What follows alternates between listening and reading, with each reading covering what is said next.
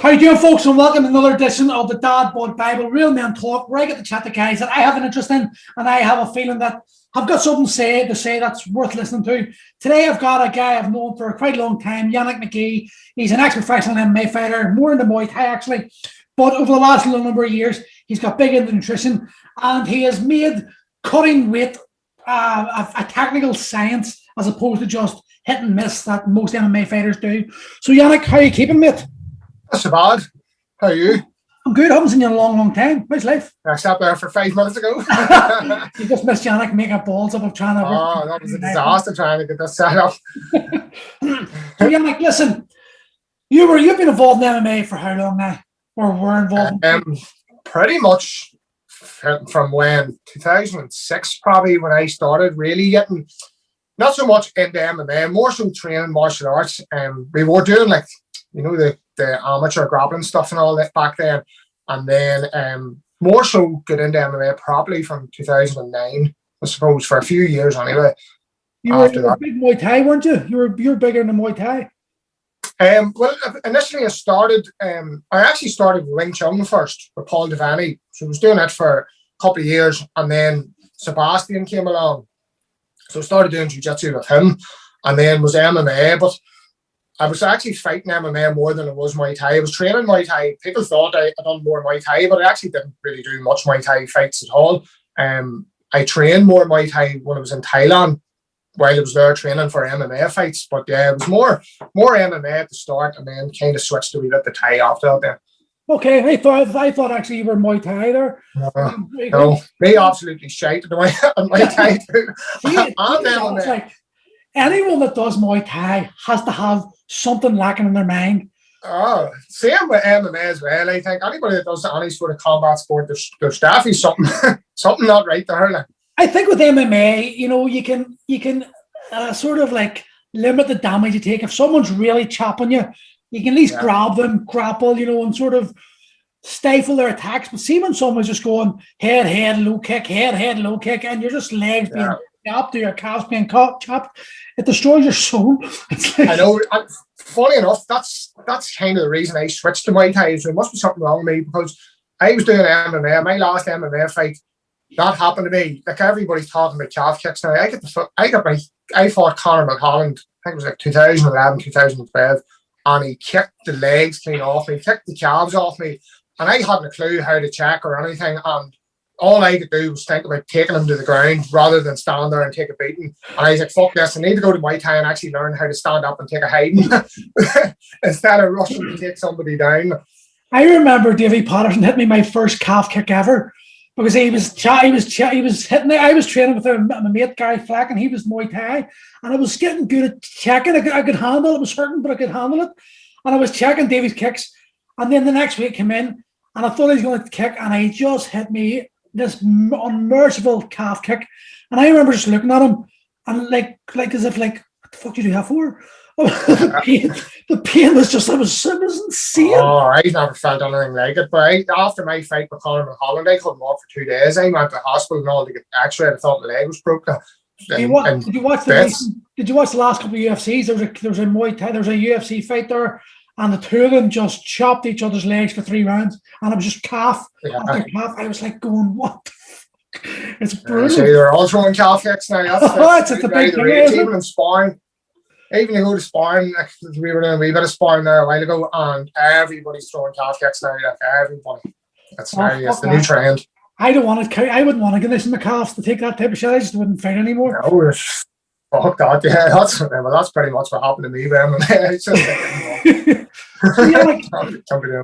How did you end up getting in the nutrition end of things? Well, pretty much like for years and years and years, I had always had an interest in nutrition. When I was fighting MMA, I wasn't really working. I was just training and fighting. I got left a bit of money, so I could afford to take 2 years off, come back from Australia, train like fuck, and sort of realised to myself, look, I'm not going to make a career out of this. So I needed to do something. It was either go back to, I worked in a windscreen centre, and it was just a dead end job basically. So I said to myself, I'm going to go back to uni and do something. So my first choice was actually to do physiotherapy, and I failed the exam to get in. You have to do like his pot exams. I was too stupid to pass that. So I failed it. So my second choice was nutrition.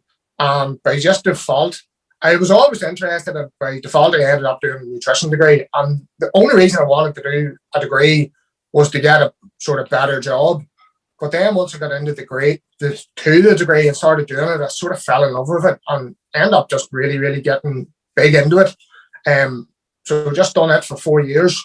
And then when I finished that, got the job sort of that I wanted, that comfortable job with good pay, and then done more courses and stuff in nutrition. So just from there, but it was more just my own stupidity got me into it more than anything. I actually never realised you'd done a degree in nutrition. I just thought you'd done the MNU. No, I done a degree in Korean, 4-year human nutrition degree, and then went on then to do MNU after my degree. Well, I'm actually interested to know then, what do you think the comparison between the degree and MNU is? Are they similar, or is it better, or different? To me, they both have their strong points and weaknesses. The degree, you learned a lot of stuff. Like, you did learn a lot of stuff, all the theory behind nutrition, some ways to apply it, but it was mostly like, the science behind it and the theory behind different things, working with different populations and stuff like that. We did do a lot of science-based stuff, but we didn't really learn how to actually apply that, to working with a person. That's essentially, when I get into the degree, that's when I start sort of falling in love with nutrition. Then that's exactly what I wanted to do then, start actually working one-on-one with people. So the degree didn't really give me that. So that's why I done MNU. And MNU made it more sort of more practical, I thought. Like, you learned theory behind it as well, but you learned how to actually apply that to people. So they both have their strengths and weaknesses. Like, I tried the MNU. Fuck. I couldn't wait to get out of it. The one thing I'm grateful about MNU is it taught me that I have absolutely zero interest in becoming a nutritionist. There's likes of you, Gareth, Aaron. I know guys that are really good at nutrition, and if I need to know something, I know I can always send a text to one of these and go, listen, what do I do here? But if someone wants a nutritional plan and I go, listen, go speak to these guys, that's your passion. It's my passion is like coaching older dudes, get the strong. You really need to be into it. Like, even now, people go, oh, you know so much about nutrition. I know absolutely fuck all. I know nothing really. Like, see, I'm only scratching the surface. Like, even when it comes to weight cutting and all as well, there's people out there that are specialists in certain areas, and nutrition's kind of like that. Like, you wouldn't take, say, if you have a diesel mechanic, a motorbike mechanic, or a mechanic, like, you're not going to take a motorbike to a diesel mechanic, or you're not going to take a car to a motorbike mechanic. There's specialists in every area, but I don't think there's so much. I think you're putting yourself down, mate. I don't know why you're putting yourself down like that, because, like, I've seen the results you get from your fighter, from the fighters. Like, what do you? They lose the weight. They make the weight easy. They always say it was the easiest weight cut they've ever had. I think when you have the knowledge you've got, like, you've done 4 years, you've done MNU, and you've had MMA experience, Muay Thai experience, and you combine that. It's like the way I describe. I don't believe MMA coaches should coach unless they fought themselves, because they need to know how it feels. You've got that. You understand the brutality of fucking weight cutting. So I think I was doing it completely wrong as well when we were doing it. Like, we hadn't a clue what we were at. Well, that's the whole thing. That's what I want to talk about. It's like, how have you seen the evolution from when we were doing it to how you do it now? How have you seen that? If you could plot a graph, how has it went? Well, I think now, like, there is a lot more research, and there's a lot more knowledge now on how to do it safely. Back in the day, like, we didn't really have a clue what we were at, like, really didn't, and we were just following what, like, your coaches or your teammates or somebody else was telling you. Somebody that said, oh, I've had a few fights, I know how to cut weight. Fire that fucking plastic bag on you there and go and run the roads, and don't eat anything for about a week, and stop drinking for 3 or 4 days, and then we're going to sit you in the sauna for hours and hours and hours until you make the weight. Like, we didn't know what we were doing. And even going from making the weight, you were struggling to make the weight. You were thinking more focus was on sweating, like sitting in a sauna. Like, everybody's done it. You've probably done it loads of times yourself. Like, everybody was like, just starve yourself, sit in the sauna. They were the two methods that you had to make weight. And then after it was like, for us anyway, I don't know what you do, but like after it would have been right, I haven't had a fucking chippy in 6 or 8 weeks here. I've made weight. As soon as you stepped off the scale, it was straight down to the chippy to get a fucking burger and a chip. And you're like, sweet, I don't need to worry about my weight anymore. So we didn't have a clue what we were doing. Hey. Now, like, there's so much. Like, I remember fighting Andy Young, and we would go to Sense for the weigh-in, and Andy was late. He was coming from Belfast or Bangor or somewhere. So we came from Newry, where it was in Cookstown and Sense, and I was fucking starving. Like, I was getting really angry. And when he came in, I go, "Where the fuck were you?" And then he looked at me, and then as soon as we stepped on the scales, I was like, "Right, I'm away." Jumped in the car and drove to the chippy. I was like, "Give me a double cheeseburger with taco sauce and onions. Give me a large chip. Give me a big bottle of Coke." And that was our recovery. But now I think people are a lot more clued in. They're becoming a lot more clued in. They know, right, okay, I have to do a smart weight cut. I have to bring my body weight down gradually. I have to do these methods that people know about now. The science-backed methods. Try and take as little off from cutting in the sauna. Try and avoid that if you can. And then there's a focus on recovery then after that, not just going, fuck it, I've made weight here, now I go and eat shit. So I think it has evolved there, where people are more aware of the sort of methods that you could use to make it a lot safer and a lot better and a lot easier. Yeah, you're talking about, like, I actually remember when I was fighting once that I actually was talking to Rodney about this. Me and Rodney had a good talk about it, and I was saying, like, I was skipping in a sauna suit for ages. I couldn't make the weight, couldn't get the weight off me. I was being held up. I was fainting nearly. And as soon as I made the weight, I went down to about 7 bars of chocolate. And wolf 7 bars of chocolate. Yeah. And Rodney said, like, Rodney explained that he said that he'd done 2 days without eating, and he's done 6 hours in the sauna one day, 8 hours the next, on a bike with a tracksuit on him and a sweatsuit on top of the track, and he could barely stand. And it's madness what people done. But a lot of people got away with it. And then you would hear the likes of the older coaches, like, people that have been in the game a lot longer than me, and that have been maybe high level and all, saying that, "Oh, sure, we would have cut this amount, we would have done this and done that and never had any issues." But then you don't hear about all those things that you're saying, what happened to Rodney or happened to you, or people blacking out, people fainting. You don't hear about those sort of things. You only hear about when it hits the worst thing that happens, when somebody dies. Do you remember Joe Diesel Riggs cut something like 30 pounds a day? Yeah. He was a wrestler, like an insane weight cutter.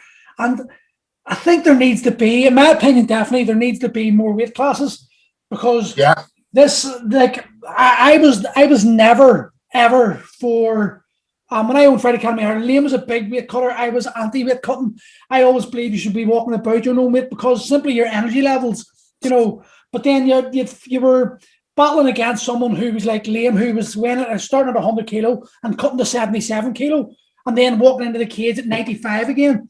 So like a 3 stone weight difference in a welterweight is a massive, advantage.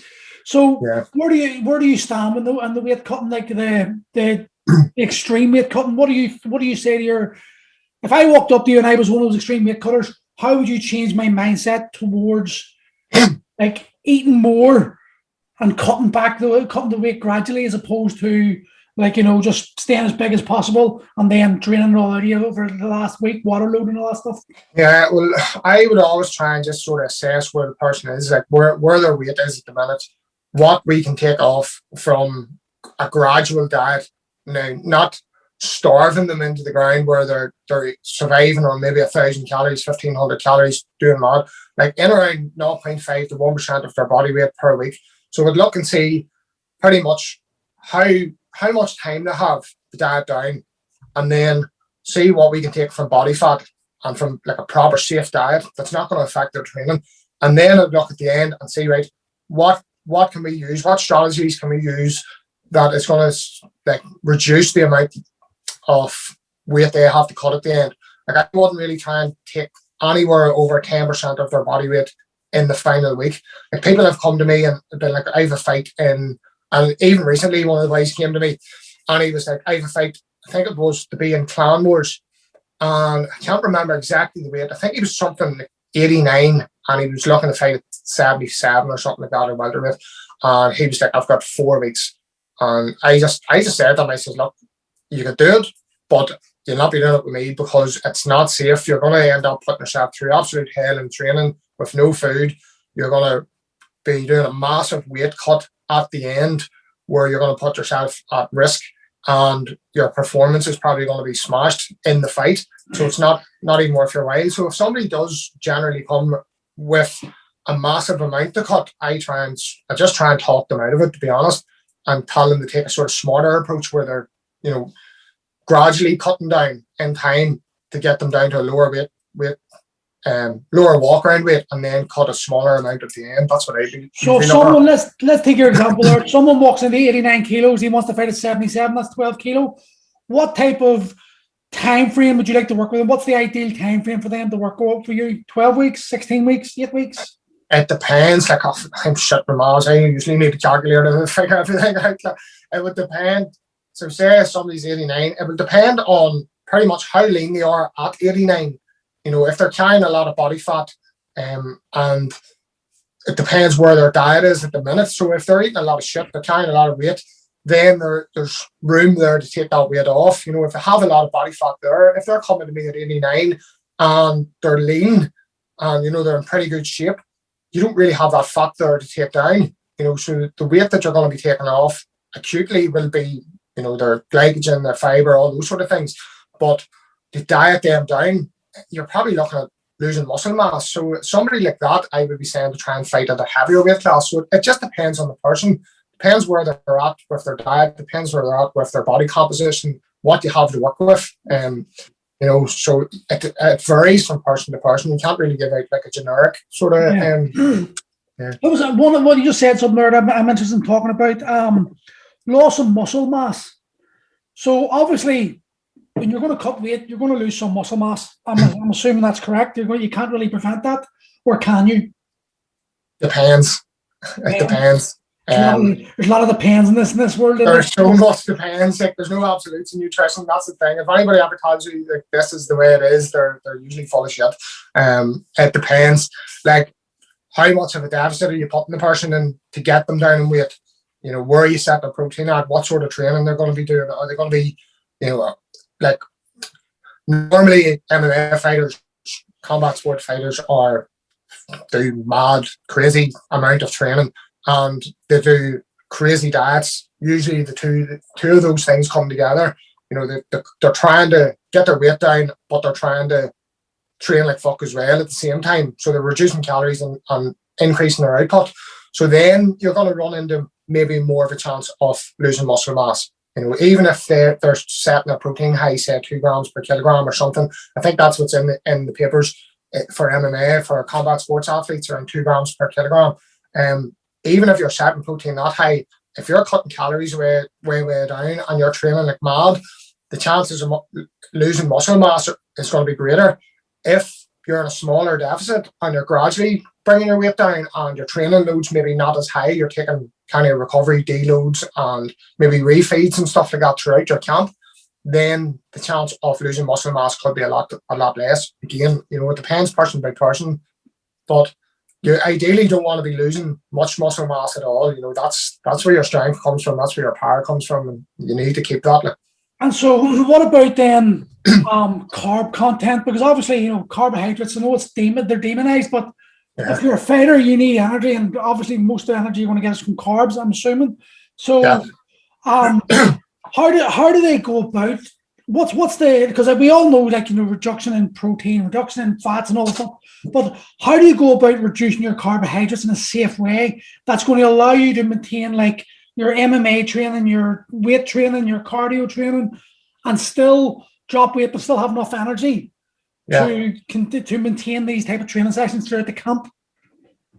So there's different ways of looking at it. Really, carbohydrates, you definitely need carbohydrates. Lower intensity stuff, even moderate intensity, you can get away with low carbohydrates. You know, there's a lot of stuff you've probably seen in one of my posts I put up there recently talking about it. There's a lot of people that are going low carb, and especially in MMA world or even combat sports, people tend to think, as you say, that demonize carbs, and I think cut carbs way down. You want to sort of set carbs minimum around 3 grams per kilogram. So that's kind of what's given in the papers is the low, and that's low. That's low in comparison to endurance sports. You know, endurance sports is typically 3 grams per kilogram to 10 grams per kilogram. So that's we're at the low end of the range for combat sports. So, you know, you really want to sort of set your calories, set your protein. To me, you'd be setting your carbs and then looking at fats. So you don't want to be reducing your carbs back too far where you're not getting any. But what you can do is you can sort of periodize them around your training. So depending on like what sort of training sessions you're going to be doing, you know, you could be maybe doing fucking like 2 hours of wrestling. Say you're busting yourself in wrestling, 2 hours non-stop. Like, and wrestling's, for me anyway, wrestling's the hardest. I love hitting pads. Sparring, I can spar with a hangover and love it, but I just think it's class. But put me in wrestling and I shit myself. To me, that's high intensity for me.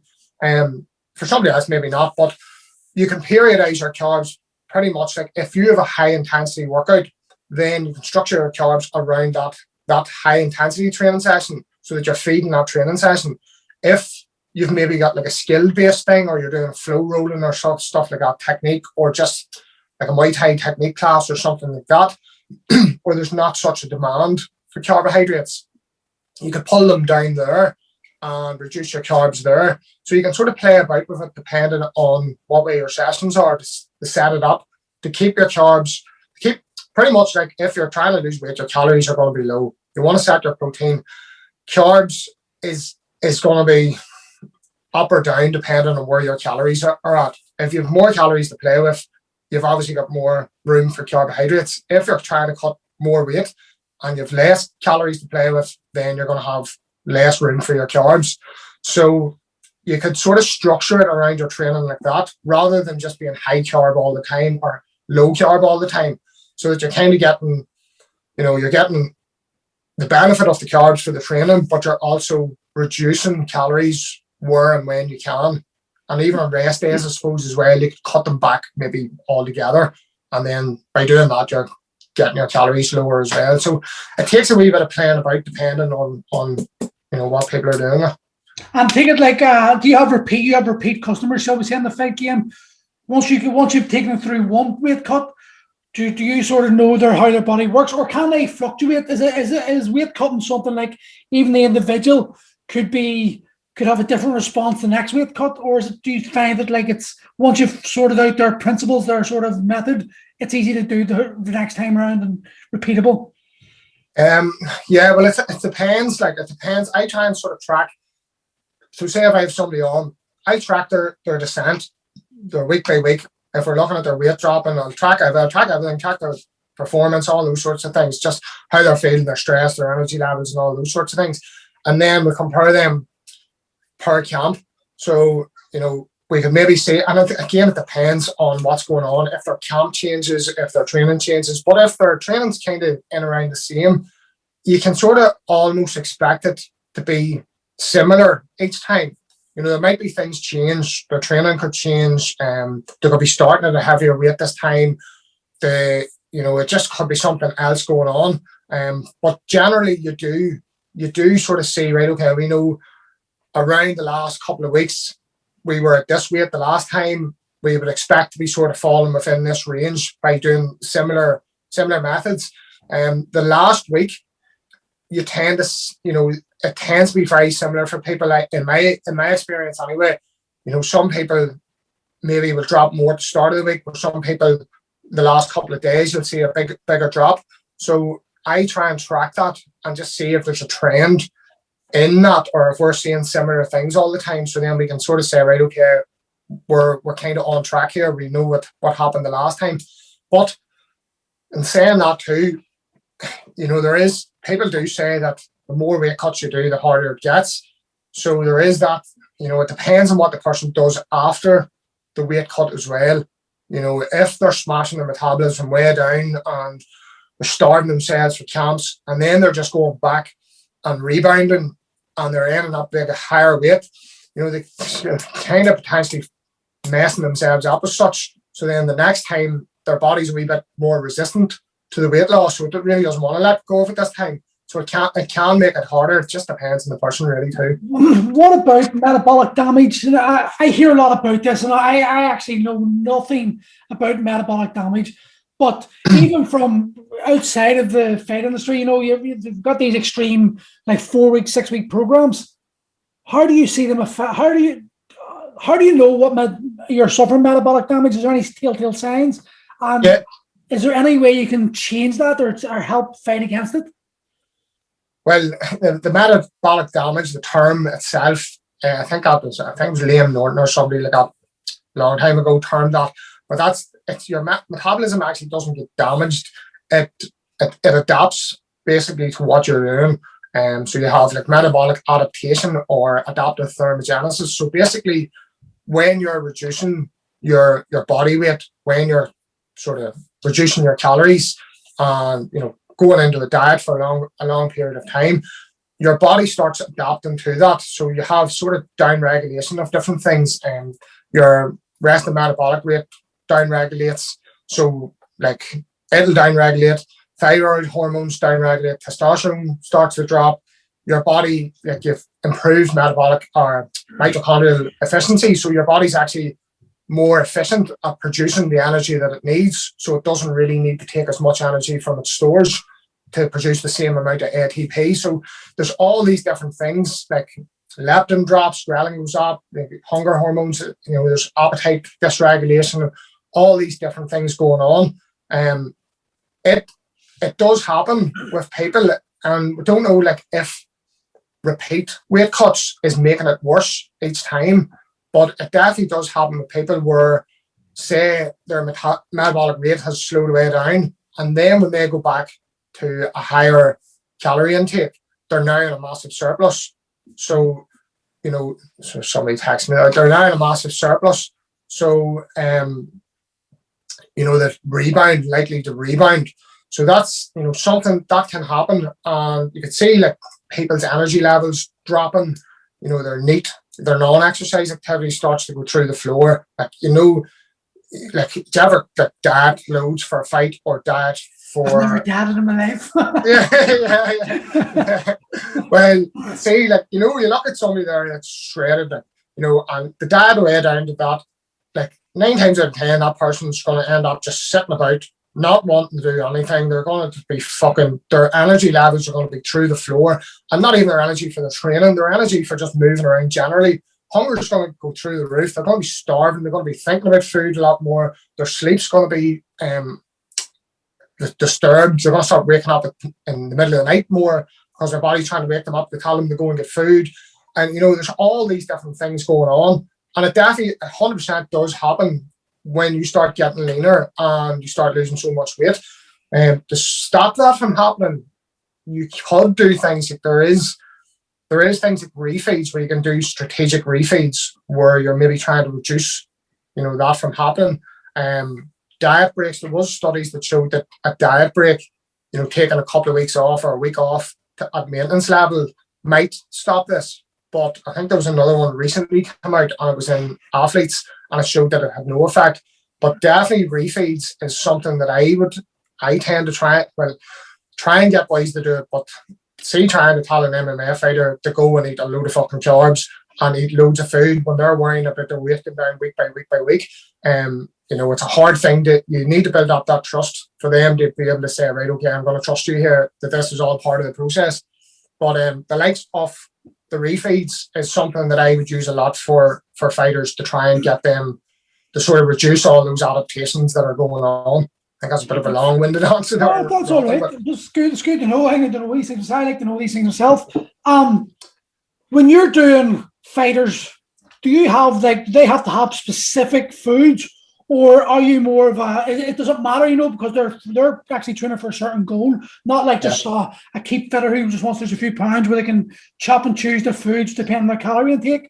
but do they have to have certain foods contain their diet, whether they like the food or not? Or are you more flexible in finding ways they can get the foods they like, but also get the results they need? It's a hard one. Again, it's another depends. I don't try and be overly restrictive with people. You know, most of the boys that are on, or girls or whatever, most of the guys that are on it, I try and try and tell them to have like at least one meal a week as a free meal where they can go and eat pretty much what they want.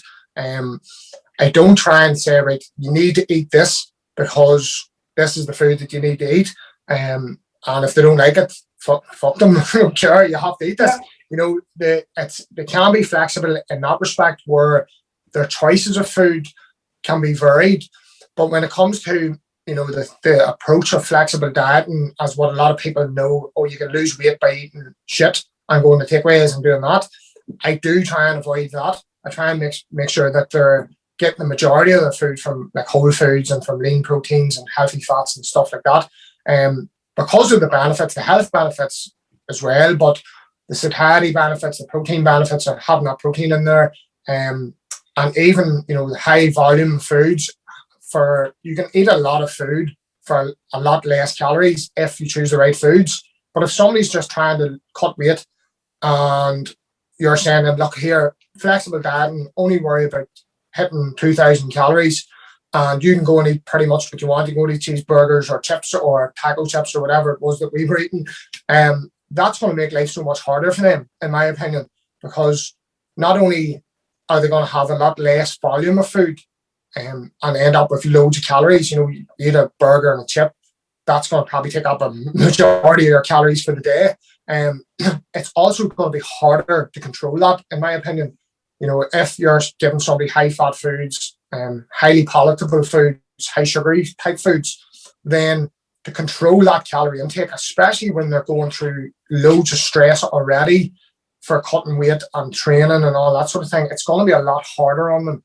But I do try and most of the time sort of your healthy, so-called healthy foods, and then some of the time having that little bit of flexibility where they can go and have like a wee free meal here or there, or throw in a snack or something if it's something that they really enjoy eating. So you sort of touched on something there that I would like to talk about, because I see it leaching into the not only the fight industry but the industry I'm in. It's the flexible diet, and you're saying about, you know, the content of food, the calorie score of it, like, you know, burger and chip versus like sweet potato, chicken breast and broccoli, you know, the volume of food you can have. But I want to talk about the nutrient content of food, especially for fighters. Like, I know we're all tempted for the chips and the burgers, but how important is getting the right nutrient quality compared to calories, if that makes sense? You know, so I think everyone focuses on losing weight because it's a weight dominant sport, but how important is it to make sure that the nutrient value is as good as quality as possible? So, like, you know, you can lose weight on shit food. Like, there was that, I think it was the Twinkie study or something that your guy done, where he was in a university and he was actually one of the lecturers, and he was going to lunch with eating Twinkies or pretzels or whatever they were. I think they were Twinkies, whatever they call them in America. And people were saying, oh, you're the nutrition lecturer and you're eating that shit. So he went and done like a case study on himself where he just ate pretty much Twinkies and a couple of other wee things and lost weight and improved his health markers by doing that. So, you know, it is possible to lose weight and kind of temporarily improve your health markers with eating shitty processed foods if you're losing weight. Or if you're in a deficit, you lose weight.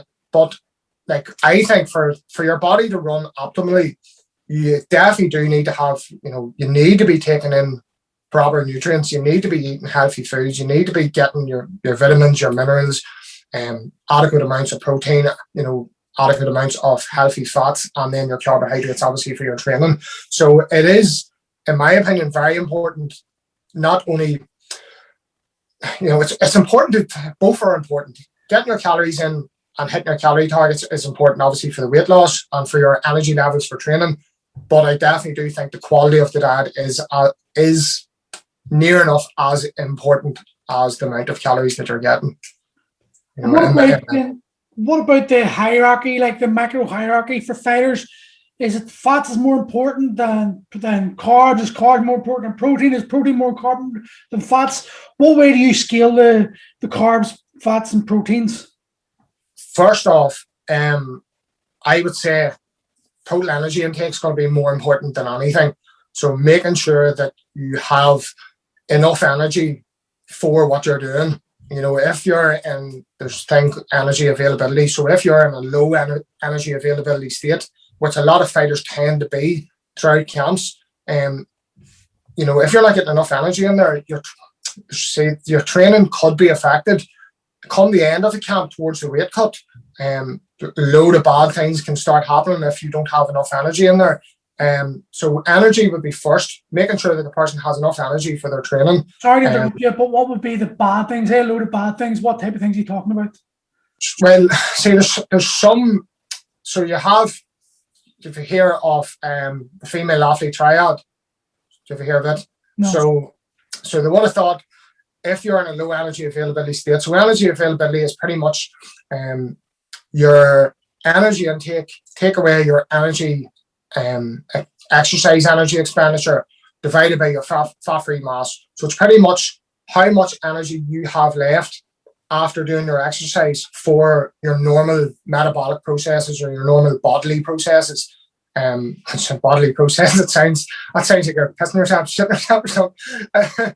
So like with female athlete triad, they thought it was only in females, but they actually say that it's in males as well. So it's known as REDS, so relative energy deficiency in sports. So pretty much if you're not giving your body enough energy, and I think it's below 30 calories per kilogram or something like that. So if you're down in those low energy states, and a lot of people when they're cutting weight for fights or dieting for fights, they're way smashed, they're real low. So you could run into issues for females anyway, amenorrhea where there's loss of their period, infertility problems. You could run into like immunological problems. Your immune system could be smashed to bits, bone loss, loads of different things, cardiovascular issues. There's loads of different things that can happen. So if you're not providing enough energy for that person, you could run into all these different health consequences and performance consequences as well. But there have been case studies in MMA athletes where an MMA athletes are notorious for being in a low energy availability state. But they find throughout the fight camp, everything was grand and their performance and all was good, their markers and all were good. But on the last week, everything went to shit. You know, the testosterone went through the floor and their sex hormone binding globulin was like raised. So that means that basically their testosterone is going to be massively low. Loads of different sort of things going on, and their performance and all was dropping as well. So you don't know if this was like an accumulation of being in that low energy availability state the whole way through fight camp and then really cutting down on that last week. So, you know, you're running into a lot of issues there if you're not getting enough energy. But to answer your question, so you go energy first, in my opinion, calories first, then protein, then carbohydrates, and then fats. So why protein above carbs if carbs is so important for energy? Well, protein you're going to need for muscle mass retention. So, you know, muscle mass retention, so, you know, keeping your muscle mass, if you pretty much, no matter what you're doing, and you've probably seen this in M&U as well, but they would say it too, like protein should be what you set first. If you're setting at your macros, you know, if somebody's into that, set protein first, and then everything else follows around that. So protein to maintain your muscle mass, protein also to help, because you're on a diet, to help you with satiety, help you feel fuller for longer. Can also help a little bit with the weight loss as well through increasing your thermic effect of feeding. But you'd want to have protein set first and then carbohydrates after that. And you could sort of get away with being pretty low fat for an extended period of time. How low, we don't know, but you know, you could run into problems then with hormonal problems then in time. But you know, if you're doing an 8-week fight camp, 12-week fight camp, you could probably get away with being pretty low on fats for the duration. this is something I want to talk about because when you said, like, the hormonal effect. First of all, if I go low fat, how low is low fat for the average person, for the average fighter? And what would the signs be that there's hormonal problems occurring in a low fat diet? What should you look out for? What signs is my body going to give me that I maybe need to up my fat levels? Yeah, well, see, that's it. Like, they don't really know how low is too low. There is sort of guidelines. People do give guidelines, but I think it's in percentage. So for health reasons, but for health, in around 30% of your total calorie intake should be coming from fats from healthy fats in the general population. I don't think it's that high.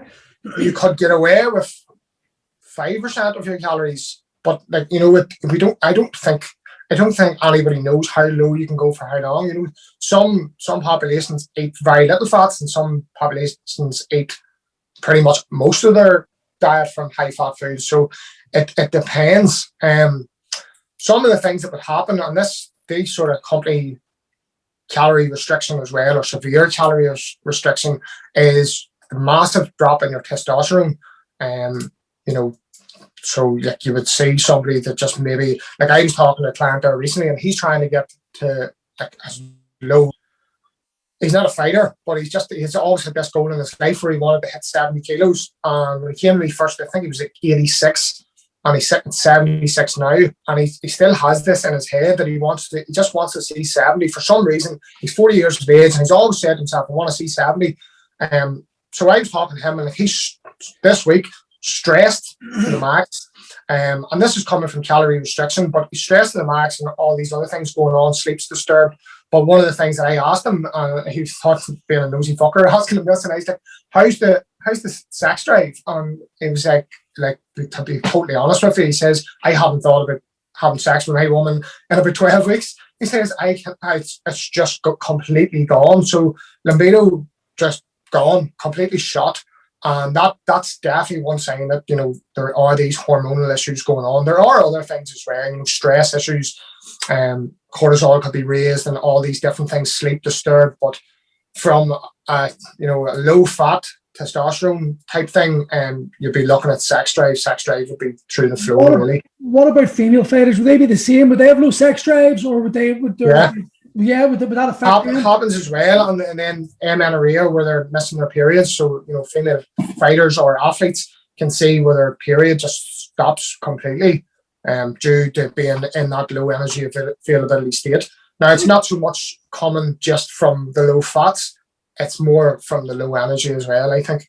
How different is a weight cut for a female fighter compared to a male fighter? Is there much difference, or it's just human body? I'm going to sound like a dick here, because they're fucking harder work.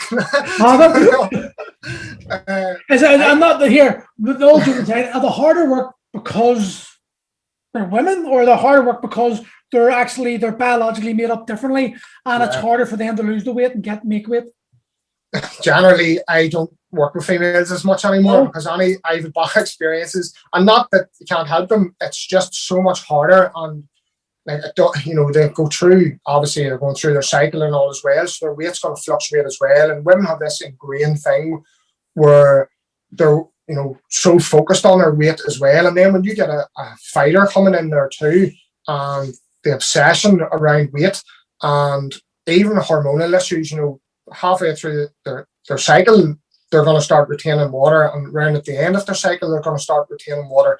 So they have those issues as well, where they're seeing their weight fluctuate up and down. That can cause lots of stress on them. It can cause, massive spikes in their appetite as well. It can sort of affect their energy levels, affect their mood, yourself, like all these things that are going on.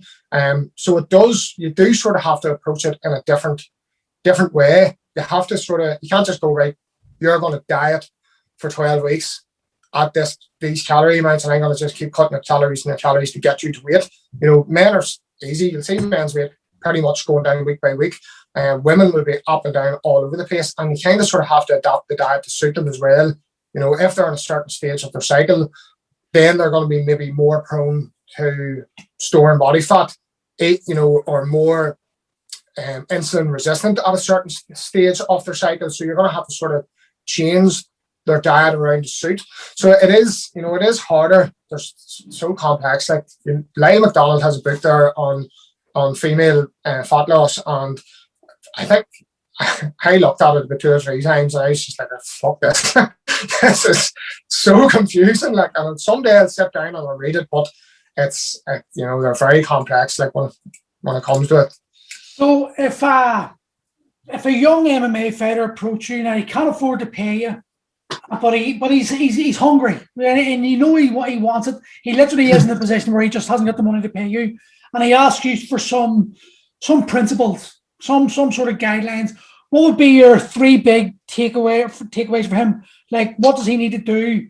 What pitfalls does he need to avoid to help him acclimatize to his weight cut as quickly and as easily as possible?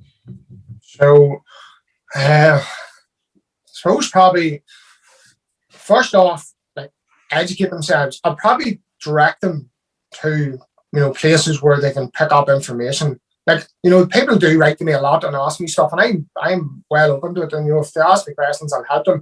If they don't have the money to come on board, I still will give them a bit of advice. So typically, I'll be telling them, don't do anything drastic. Try and avoid cutting as much from water weight as you can. So try and avoid dehydrating yourself. As like we were saying earlier, people just tend to jump straight for the sauna and do that. It's extremely dangerous if you do it wrong and if you do it too much. So I would be saying to them, look, try and diet down gradually, especially if they're amateur. There's no need to be going and saying, fuck it, I'm going to go and starve myself here and I'm going to go and jump in sauna for hours and hours. For what? Like, for nothing. You're not getting paid for it, and you're putting your life at risk. Essentially, you're putting your health at risk, your performance at risk, and essentially probably putting your life at risk too. So I'd be saying, diet down, try and gradually decrease your body weight. Think about what is a safe weight class to fight at. Try and give them maybe a bit of advice about what weight class they should be fighting at. Diet down gradually, and then try and use smarter principles to make the weight in that last week. So avoid cutting as much as you can from water cuts. Using those other things like reducing your glycogen stores, reducing your fiber intake, reducing your sodium content, and then reducing your food, a bit of food restriction, and try and avoid dehydration as much as possible when it comes to making weight. So I want to talk about dehydration, because back in my day when I was coaching, the big thing was the water loading, and then the water cutting. I always dealt with those things because it was just not in me to agree with those principles, and I was always very much against.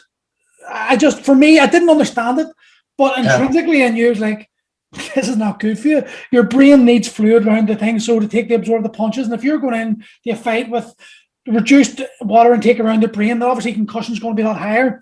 Mm-hmm. So can you explain to people who maybe you're going to be an amateur fighter listening to this, and his coach is old school, he's just talking about water cutting and stuff like this. Can you explain what the premise behind water loading is and why it is so dangerous? Water loading and water cutting. The last week, they would drink lots and lots of water, and then they would cut it out to strip themselves off weight. And then they'll get into a bath and then wrap themselves up in a towel and lay in the towel for 2 hours, 3 hours after a salt bath and stuff like that. So I would say initially that it's not necessarily dangerous to do that, right? To cut water or even to water load. Some people might be of a different opinion. It's doing it wrong, or doing the actual water cut to like a high degree. Say something in around 3% from a water cut is fine. You'll see people, people could lose that near enough in a training session, would be perfectly fine. Marathon runners lose way more than that. You see people in marathons losing up to 10% of their body weight from water in a marathon. So, a small amount is safe, in my opinion, and in the research it shows that a small amount is safe. But when people start pushing the boundaries a wee bit and start going higher and higher and higher, you know, looking at 10% from dehydration, even over 5% from dehydration, to start seeing issues. So I would say, you know, if they're going to do it under the guidance of somebody that knows what they're at, not fucking just listen to your coach, like not stepping on the toes of coaches, because coaches have been in the game a lot longer than Listen, no, yeah, don't be offended, because see, to be honest, coaches are probably the worst, because their egos are so huge, and especially if they've had a bit of a reputation of a fighter, they think they know the best because it worked for them, and they actually don't understand the science behind it. And when you're talking about kids' health, I don't believe in fucking worrying about people's fucking feelings. It's about the feelings of the fighter and the effect it's going on the fighter. So offend if you have to. If you're talking about kids, like young people, I would tell them to avoid cutting weight altogether. But that's a whole different ballgame there. Any use I'd be saying don't be cutting weight. Maybe a wee bit of food restriction or a bit of fiber restriction, that's not going to cause you any issues. But I wouldn't even tell them the diet, because they're going to need their energy for growth. When it comes to maybe somebody a wee bit older and they're looking to cut weight, if they're going to do it in like a hot bath, salt bath, people say you don't really need the salt, but if you're going to do it in hot bath, sauna, you know, some sort of thermal strain where you're producing sweat, do it to a safe degree. Don't think I'm going to start cutting 5%, 10% of my body weight and be all grand here, because you're not. You know, you're already in a dehydrated state when you come to that point from cutting back on your energy. You know, cut back your food, your glycogen, maybe if you're doing fiber, dropping fiber, you're already dehydrated from that. And then you're jumping in a sauna and going and dehydrating yourself more. So that's where the health risks are and performance risks. So if you're going to do it to as little a degree as you can, but do it under the guidance of somebody, somebody that knows what they're at, and somebody that's going to be safe and advise you. You know, if you hear somebody telling you jump in there for fucking you 5 kilos to lose, jump in the sauna there, like, you know, if you said that to a normal person in the street, they'll tell you to fuck off. You say it to a fighter, they're going to be like, right, okay. So they're not wired to the moon. They're just like, yeah, boy, okay, I'll wrap myself in tiles here and jump in a sauna. So try and just be sensible about it. Think about a sensible approach. When it comes to water loading, again, there wasn't an awful lot of research on water loading back in the day, and I think people could potentially do it wrong.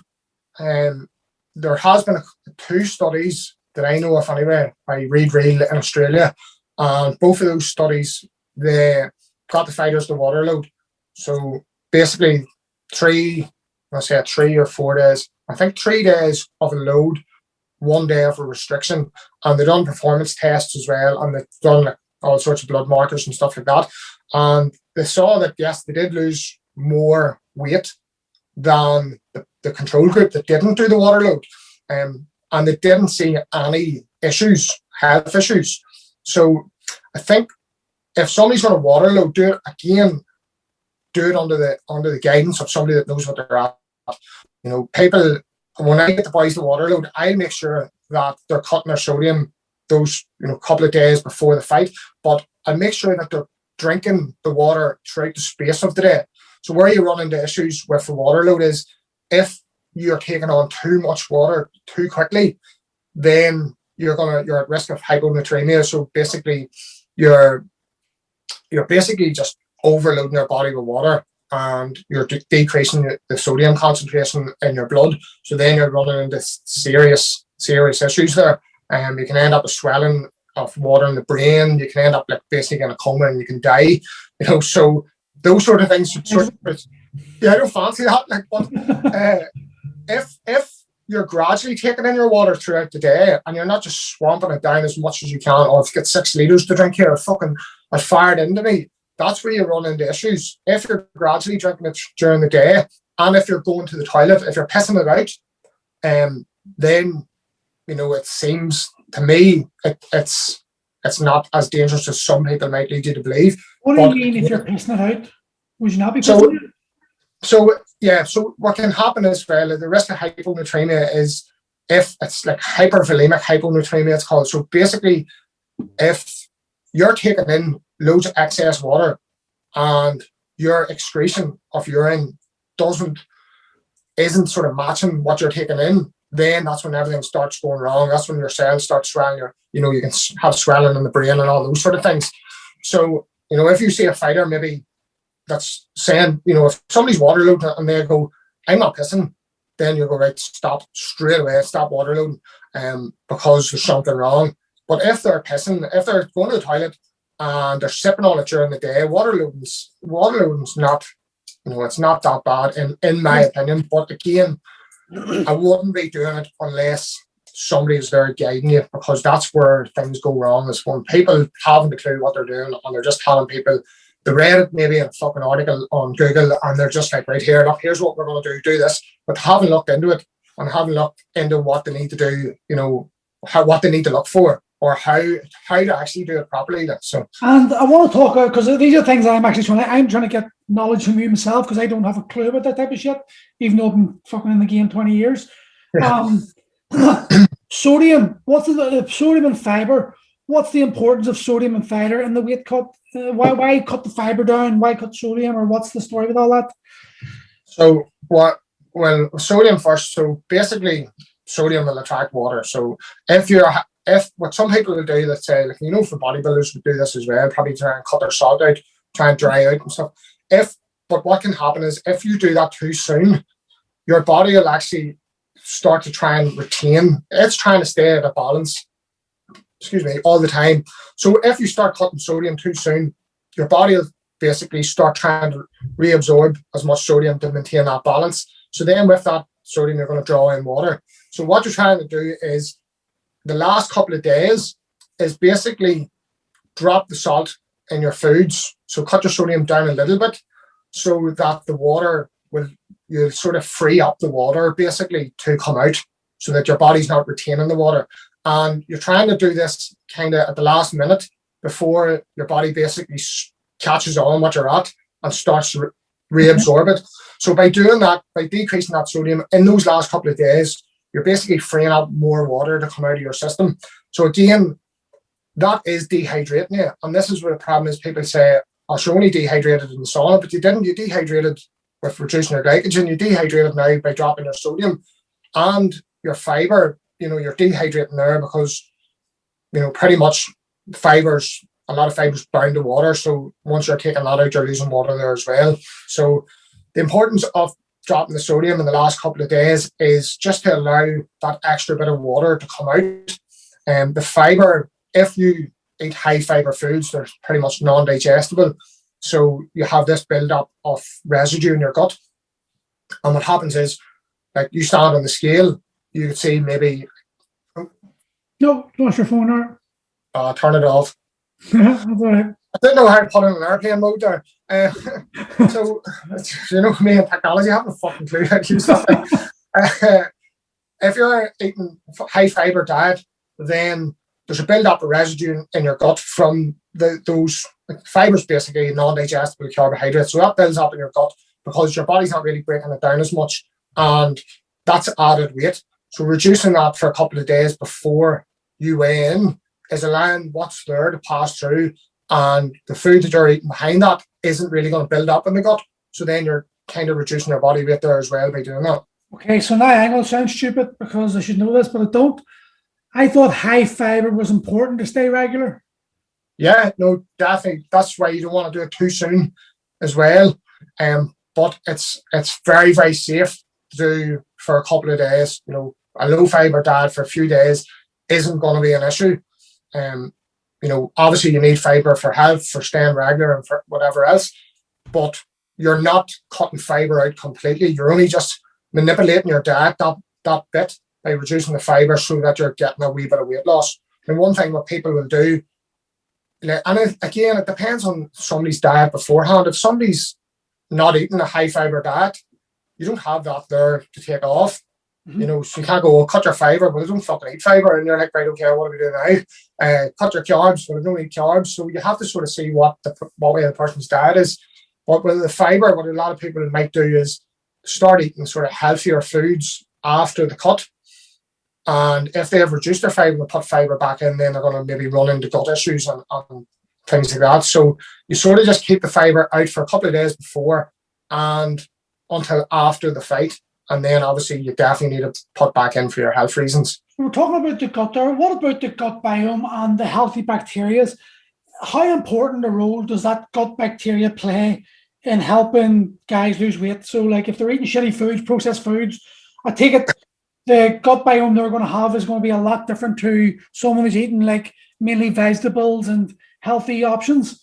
Is that going? Are they going to run into problems cutting weight, or is it just an individual thing? Again, it's back to the mechanic thing where that's not really my wheelhouse. For weight loss, I don't think it's going to make a massive issue. There is sort of the thought of there could be inflammation in the gut, because you've affected your gut microbiome. So the inflammation could maybe potentially cause water retention. But again, it's not an area of my expertise, the gut and the gut biome. So I don't think it's going to affect your ability to lose weight too much. But it could potentially cause a little bit of water retention. Again, I don't know. And so tell me, what about your actual week of the cut? We're going back to like lots of people just do the starvation things. But in an ideal cut, what type of food should you be looking to eat on the week of the cut to bring your weight down, but still maintain that sort of energy level so you're feeling fresh, feeling good going into the day of the fight? So, again, it'll depend on where they're at with their weight. If somebody's coming into the weight cut, into the final week at a good weight, then you could potentially just have them eat as normal. The strategies that you use dependent on where you are. So if somebody's close, then you probably try and feed them into the fight, so they're not really cutting back on their food that much. If they've still got a wee bit left to go and you're aiming maybe around 10% of their weight loss or whatever that final week, then you're going to be looking at things like reducing your carbohydrate intake, so going down to below 50 grams per day. So like, low carbs, cutting out your spuds, your rice, all those pastas and sort of things. Trying to keep your carbs low and still doing a little bit of training to try and reduce your glycogen stores. So you're doing that. Then I would get people to do that depending. I used to be 10 days out. I would say about 10 days out, start cutting the carbs. But I think it was, Mark Germain or somebody, I think it was Mark Germain was saying about, there was a study that carbohydrate restriction alone didn't really reduce your glycogen stores that much, but carbohydrate restriction and exercise reduced it a fair amount, so that you could sort of afford to leave the carbohydrate restriction to like sort of 5 days out. So about 5 days out, I would be trying to cut carbs, get them to do a wee bit of exercise, and then 3 days out, cutting fiber and cutting sodium. So what they're eating, you're cutting out stuff that people generally tend to say that are healthy foods. Your green leafy veggies, your whole grains, all those sorts of things in those final couple of days. Looking at more proteins and fats for the final couple of days and lower volume. Even on the day before, sometimes I would get people just to go for liquid meals where they're having maybe a protein shake or soups or stuff like that. So, I know that was a question. Well, that's okay. And what about fats? Because like fats are demonized, like one that like in the 90s, fats are terrible, they're causing everything. In the early 2000s, fats, put butter in your coffee, take coconut oil. Coconut oil is the greatest oil in the world. It's not unhealthy fats. Saturated fats are good for you. Saturated fats are bad for you. Fucking what? What is the story with fats? What is the story with fats? Well, what do you mean? What's the story? What's the fucking story? Don't be afraid of them. Don't be afraid of them, but trans fats, saturated fats, polyunsaturated fats, monounsaturated fats, what's the most important? What ones do you need to avoid? What ones should it take? Do you need them all? Because it's such a confusing area for so many people. It is. It's a bit of a melt. Like, generally, monounsaturated and polyunsaturated are the two that you'd be looking to get the majority of your fats from. So your so-called healthy fats, everybody knows what they are. Your olive oils, your avocados, things like that, your nuts, your seeds, and all those sorts of things. Fish, oily fish. Saturated fats, it depends on the type of saturated fats. So some there's many different types of saturated fats. So there's Mysteric and I can't even remember all the names of them, but there are different types. You know, your saturated fat in milk would be different maybe to saturated fat in coconut oil, and you know, so there are different kinds. Some can be shown to be like negative health effects, and some are actually sort of supposed to be positive health effects as well.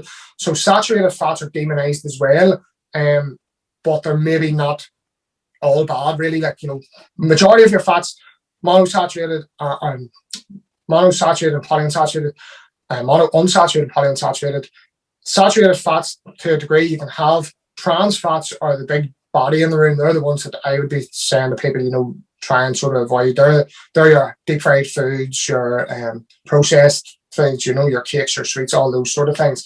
They're the ones that are sort of shown to be more associated with negative health effects, negative health consequences than the other ones.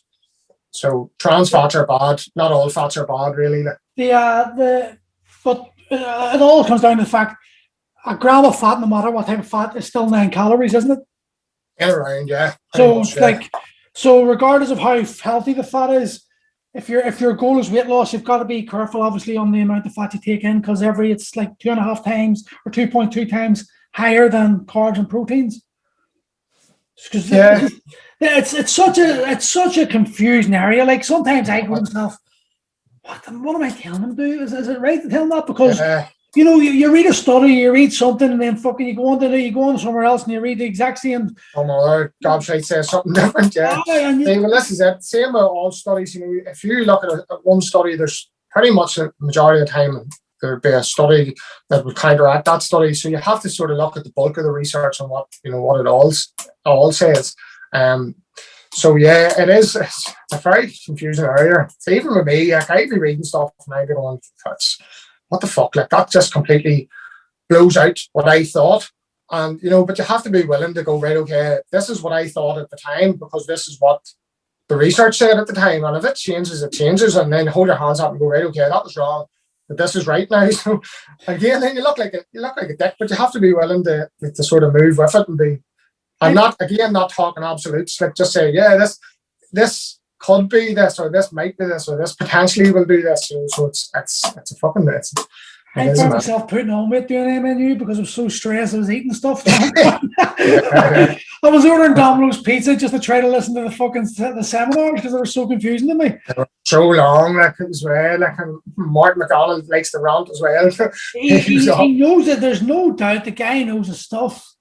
But for me, I think a lot of the boys in the fitness industry do it for a pat on the back rather than actual substance of knowledge. You know, it's like they want to have the t-shirt, I'm NNU certified, you know, or whatever it is. It's just to have another string to your bow to make yourself look better. But you don't actually understand the system. Hello, when did you do MNU? Pardon? When did you do MNU? It's on the wall there somewhere. 2008, I graduated from it. I done it. So I graduated uni in 2006 and then done MNU in 2008. But I didn't realize that was that long ago you done it. Yeah, I was the second intake. I was going to do the first one, but I'd only just come out of uni and I was like, fuck it, I'll wait till I get a job and start getting some money together because it was expensive back then. It's even more expensive now, but I was just like, I want to make sure I can pay for it and I want to make sure I can actually do it and complete it. But so I waited to the next intake. But even that, they're not done there. I still be reading stuff all the time, like trying to take stuff in. I don't know if it's been from being punched in the head that much, but my memory's shit.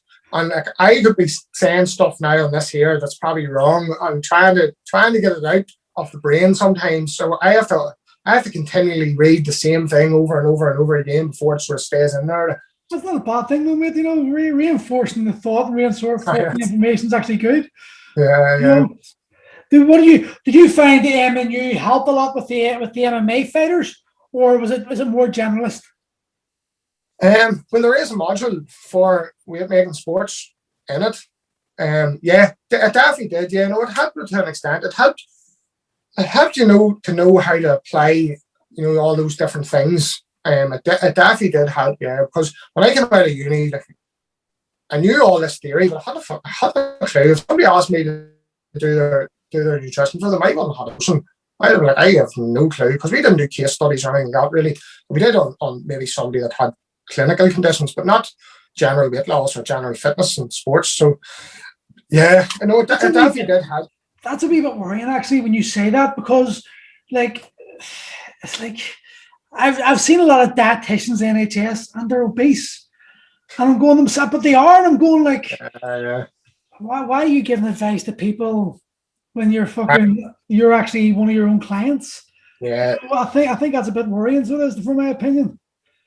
Yeah, well, that's you're true as well. Like, it depends. Again, it depends on the person. Like, somebody might not look the part, but they could have all that, a pretty decent education and know what they're talking about. Somebody could look the part, have a degree in dietetics, and be an absolute dose and not have a fucking clue what they're talking about. I think it depends on the person and how much additional work they do. Like, who are the authorities today? Who are the what is that? When it comes to the fight world, who are the dietitian authorities, nutrition authorities for fighters? The top people, like, there's a lot of researchers now, and the top people that I try and follow. So the difference between researchers and practitioners, top researchers probably be the likes of your man Reid Reel, Chard Langdon Evans, over in John Moores, Mark Germain, there's a guy Oliver Barley in Australia as well. So knowledgeable. He does a lot of work in MMA. There's a lot of top researchers that I would follow. The likes of Donnie Lennon or Jordan Sullivan for the fight dietitian. Did you ever see him on Instagram? Oh, I know Donnie Lennon. Donnie Lennon. When I went to Donnie's courses and stuff like that, and what I wrote him asking him for advice and stuff, he's a wealth of knowledge. Like, Jordan Sullivan, I was going to call him O'Sullivan. Jordan Sullivan, make him Irish.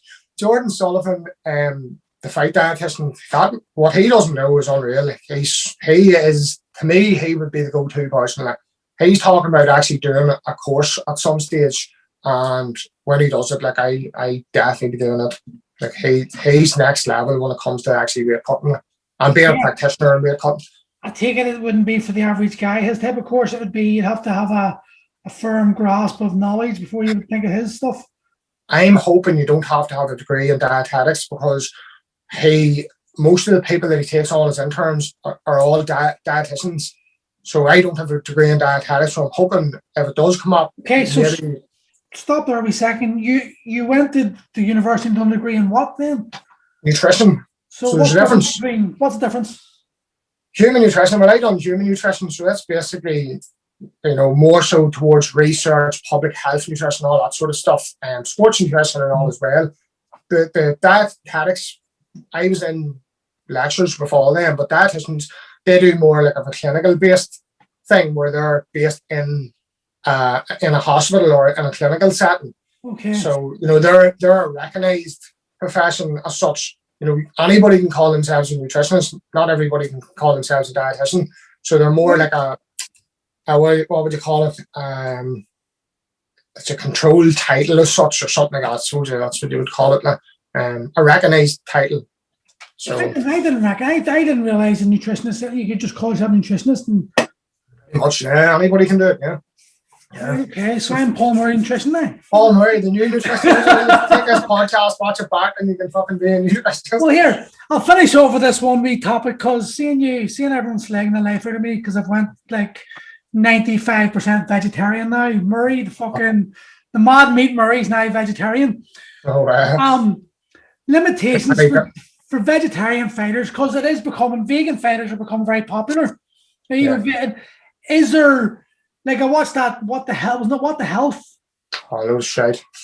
Well, I watched the debate in Joe Rogan when he brought the two guys on, and there's a big debate, and it turned out that what he was saying and the vegan was saying and was seen to be backed up a lot by science. What's your opinion when it comes to veganism and sport performance? Look, if somebody wants to be a vegan forget about the emotional. I'm talking about the actual practical. Stop trying to not offend people and just say, is it worthwhile doing? Is it health beneficial, or is it a load of balls, in your opinion? Health beneficial, more beneficial for health than somebody that eats meat and is healthy? No, in my opinion.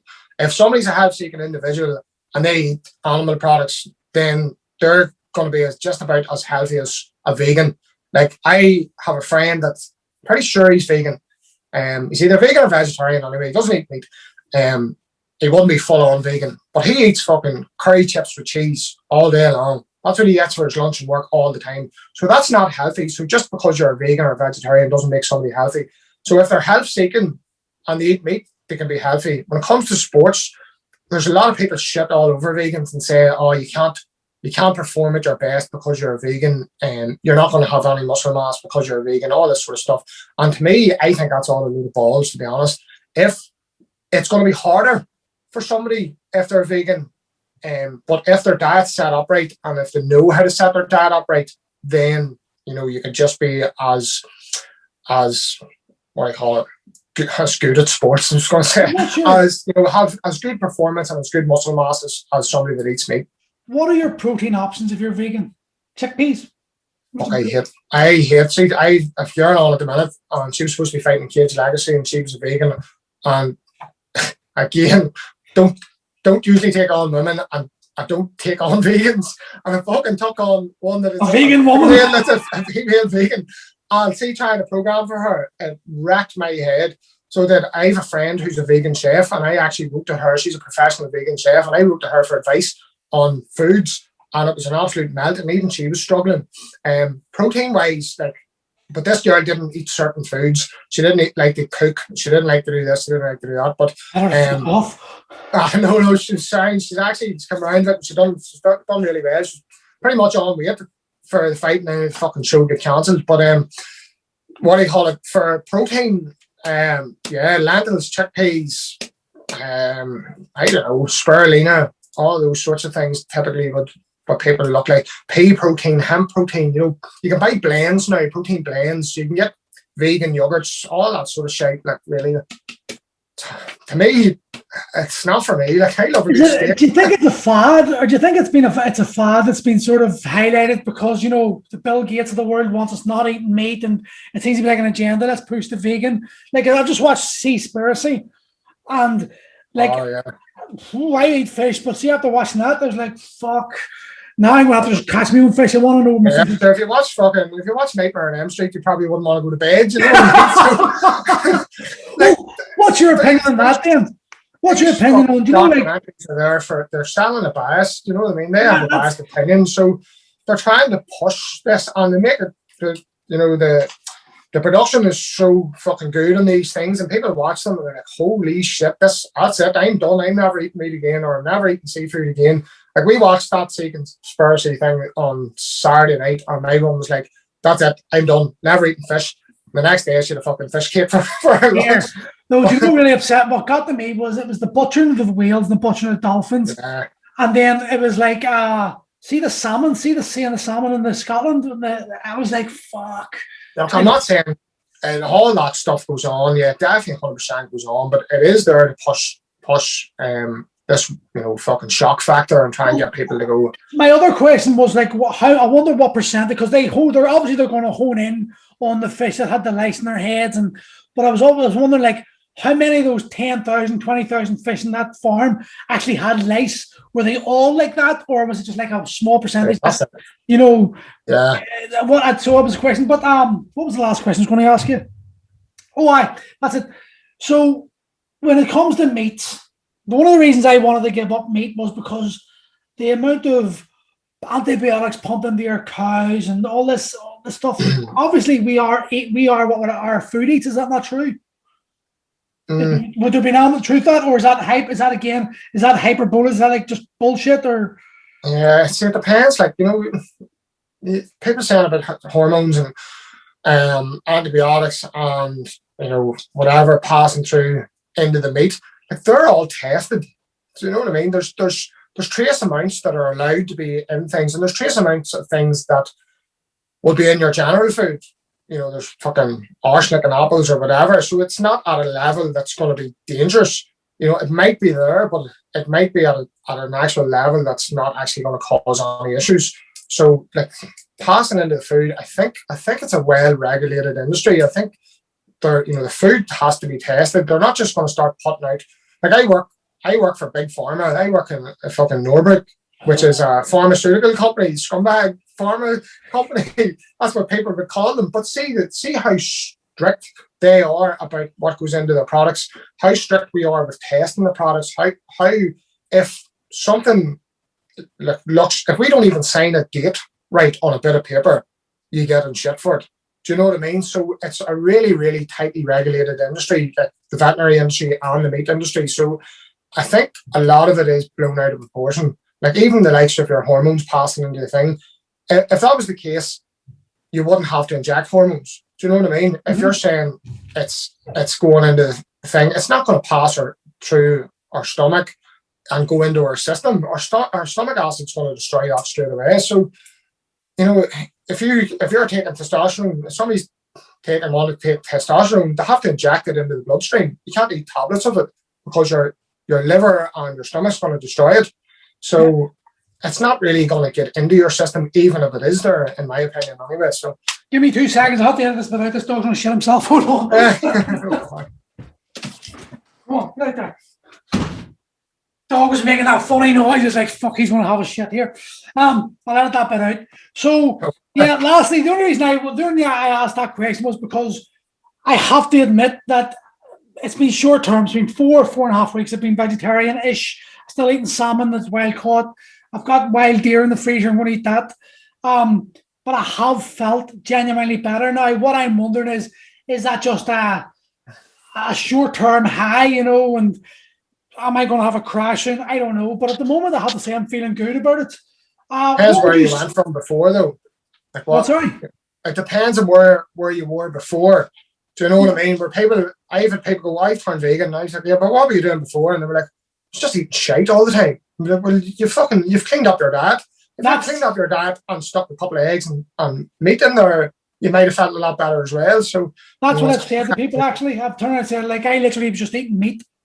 My vegetable intake included like a handful of sweet potato fries. That was about it.